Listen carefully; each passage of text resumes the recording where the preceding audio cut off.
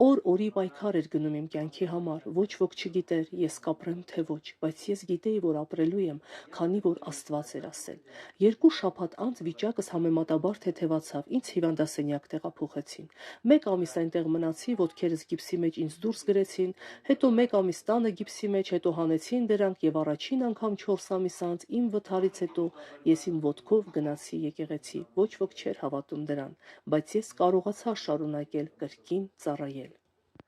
Իհարկե, դրանով ամեն բան չվերջացավ, դեռ շատ հիվանդանոցներ, ես կարող եմ շատ պատմել, ժամանակը չի հերիքի։ Գերմանիայում դեռ շատ ինձ հետազոտեցին, ոչ ոք չգիտի, թե ինչպես եմ ես ապրում, քանի որ օրգանները, որոնք ինձանից հեռացրել են, մինչև այսօր դրանց կարիքը կա, եւ բժիշկներն ասացին, որ այնքան ժամանակ, որքան դու կքայլես այս երկրի վրա քո ոտքերով, դա կմնա որպես հրաշք։ Մենք չենք կարող բացատրել, թե դուք ինչպես եք ապրում, բայց ես ապրում եմ։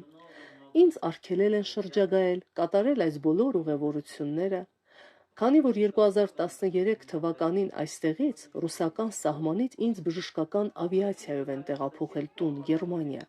Պայթել էին իմ ներքին հին վերքերը 12 սանտիմետրից ավելի, ես կորցրել էի 4 լիտր արյուն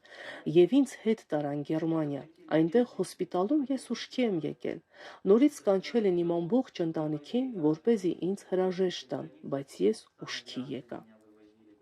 Եվ պրոֆեսորը, ով մասնակցում էր այս բոլորին, երբ ես բացեցի իմ աչքերը, նա մոտեցավ, բռնեց իմ ձեռքից եւ առաջին բառերը, որ նա ասաց ինձ, դուք ճշմարիտ Աստծուն եք աղոթում։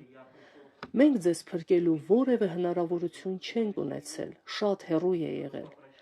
բայց ես ապրում եմ մինչև այսօր։ Աստված տալիս է, իհարկե ամեն բան չի, որ հեշտ է, բայց ես ապրում եմ եւ կարողանում եմ անել այն, ինչ Աստված ինձ պատվիրել է։